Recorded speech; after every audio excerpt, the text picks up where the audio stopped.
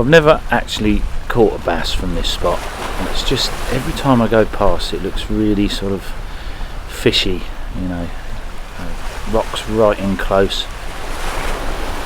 I've never caught from here before, and today there's going to be no exception. But we are lure fishing for bass. Let's see what else we can find.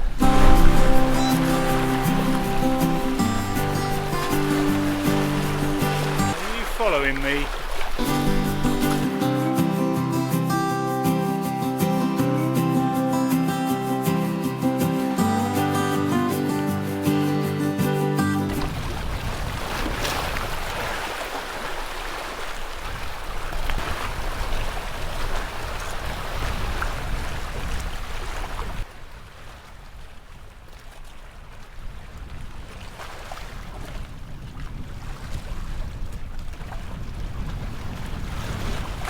Oh, lovely.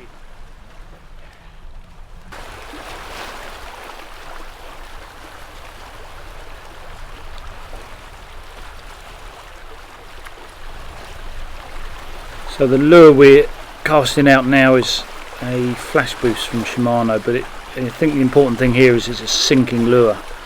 So we're getting down a little bit deeper, and the fish are a bit deeper today. You can see we're getting snagged a bit, and you're going to get that when you use these sinking lures. Sometimes you sort of snatch it, especially if it's on the seaweed. There's feeling little bumps here from something though. If you just replaying this, that's not just replaying this back, and there is a difference between a proper snag and little bumps. And, you know, it could be fish, you know.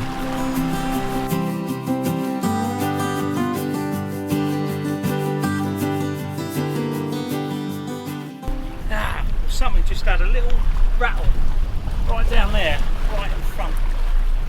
Let's see if we can get that going again.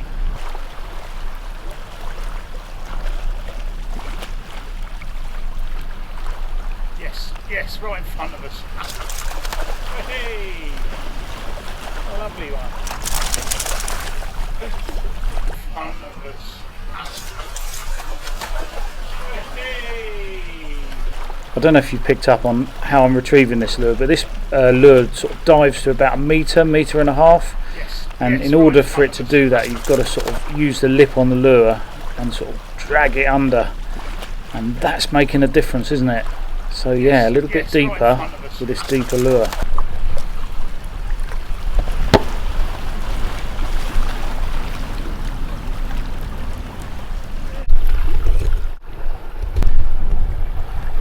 The reef right in front of us.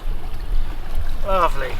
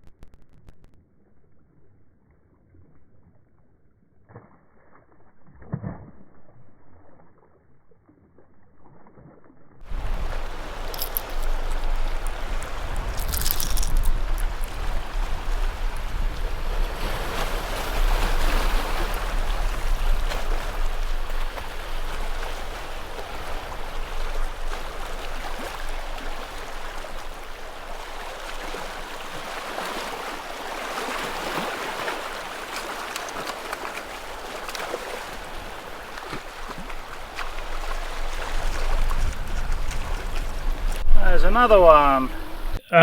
Well, I'm about to do something really stupid here. I wasn't sure whether I should leave it in. When it comes to unhooking bass, you've got to be firm with the bass. Maybe use gloves and pliers. But as I start to explain how to unhook a bass, well, you'll see. Just don't do what I do. I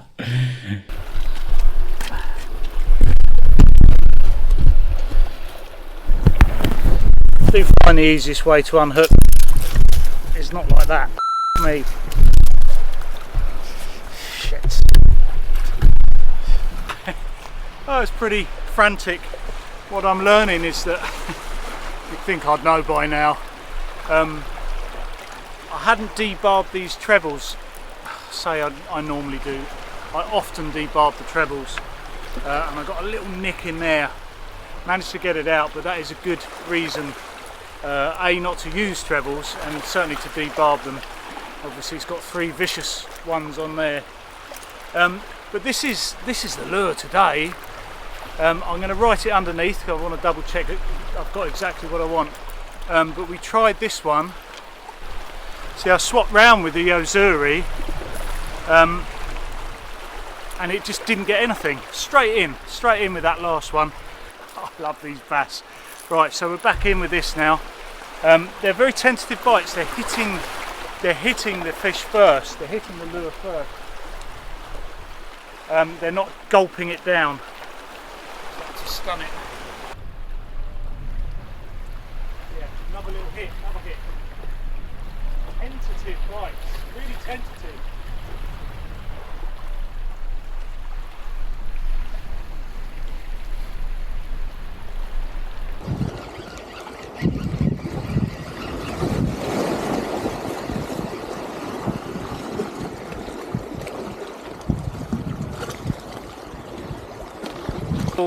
Stun a mackerel, a live mackerel bait, and then come back for it, and I wonder if that's what they're doing. They're hitting this to stun it. Maybe it looks a bit big for them, don't know.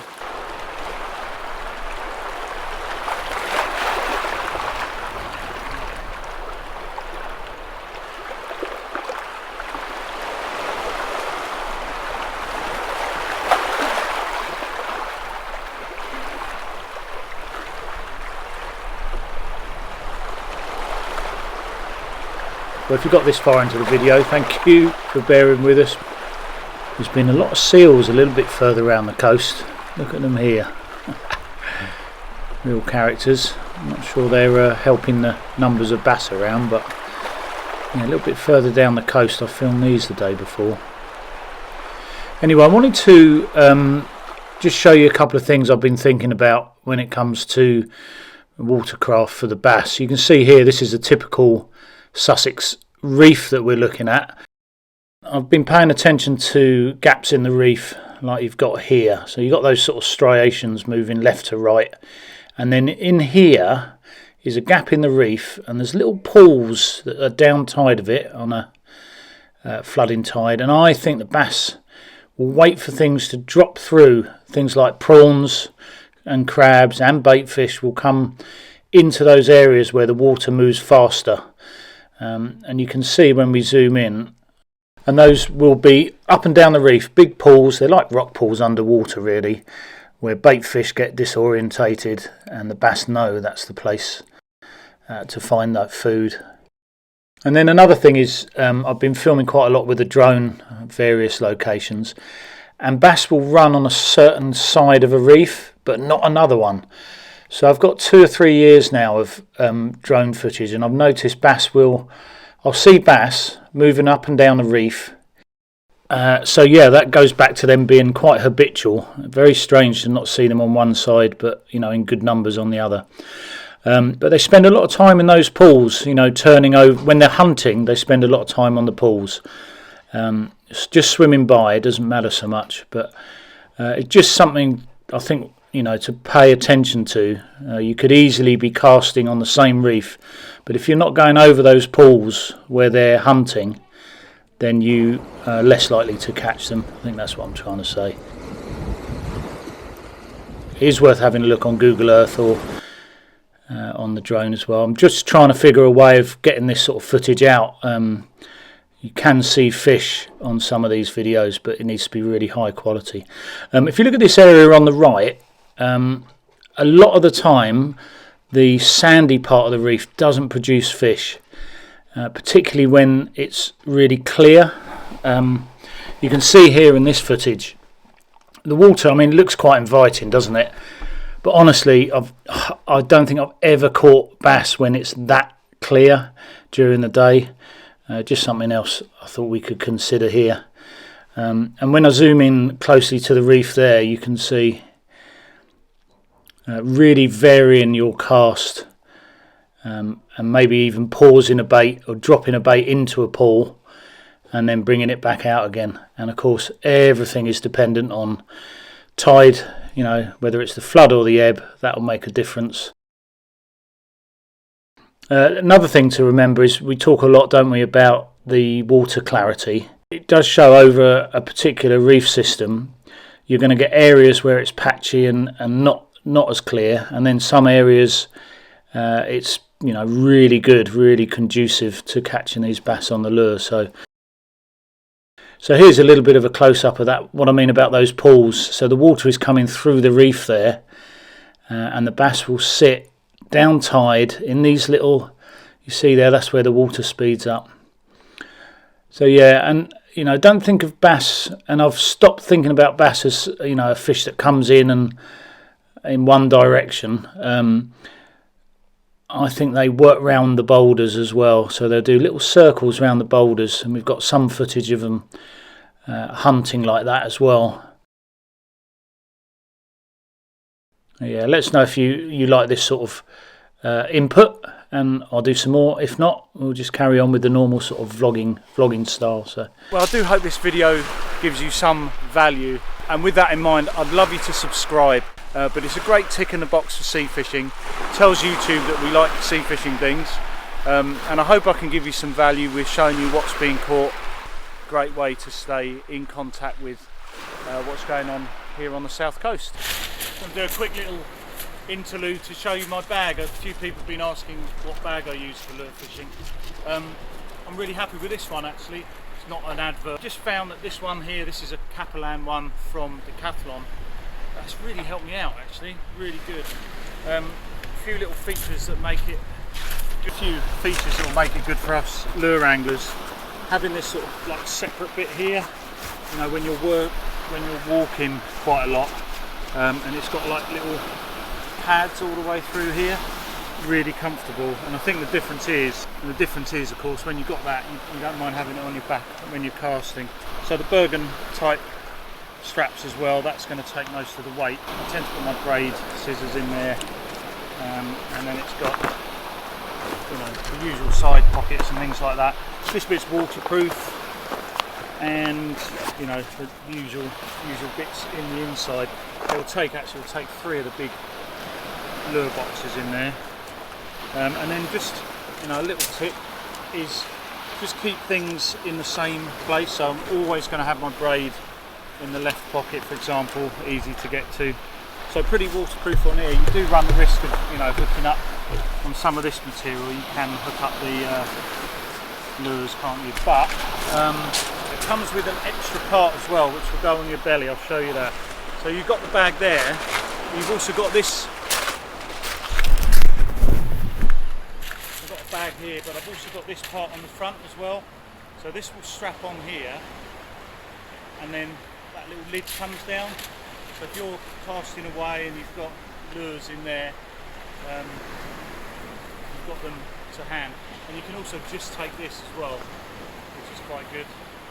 You've got your line clippers on there. You can use that, things back in. Yeah, just really good. I just thought I'd share that with you. Something I've been using and I'm quite happy with it. I've never usually been happy with bags. There's always something wrong, not enough room or whatever. But yeah, it's worth remembering I've got to carry camera equipment. So the reel I've been using is this Vamford. It's a 2500 size reel, which basically is about as light as I'll be able to get away with the sort of fishing I do.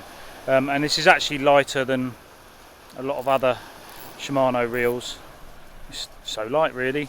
I prefer this handle. You see people using those big ball ones. I don't find those useful at all, but this is the right shape for me without getting far too detailed with it.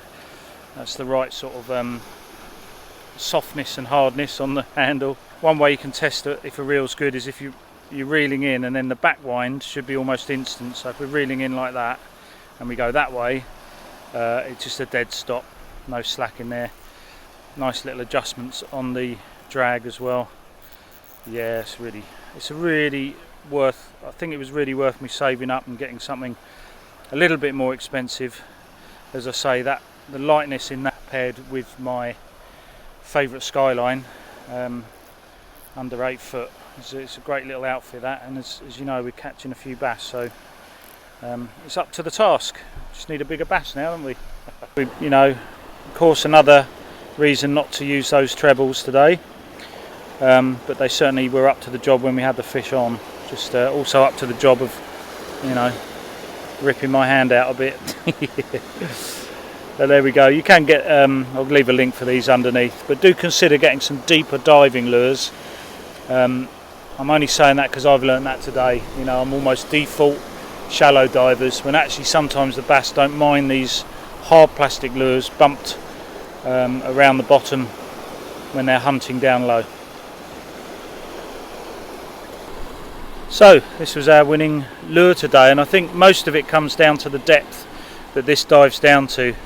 So it dives down to the ideal feeding depth for those bass today, 1.5 meters about. I was certainly getting it maybe a metre under the water, and that's where the bass were. For some reason they weren't hitting the lures surface or subsurface, you know, down to about 1/2 metre. I think it really made the difference having it right down low. So you do get bigger bass obviously in September and October, and that video there and that video there show a couple of times where we've managed to get a slightly larger bass, which is what I'm hoping for in the next couple of months. So stay tuned on the channel, we'll see how we get on. Oh, that's a nice one.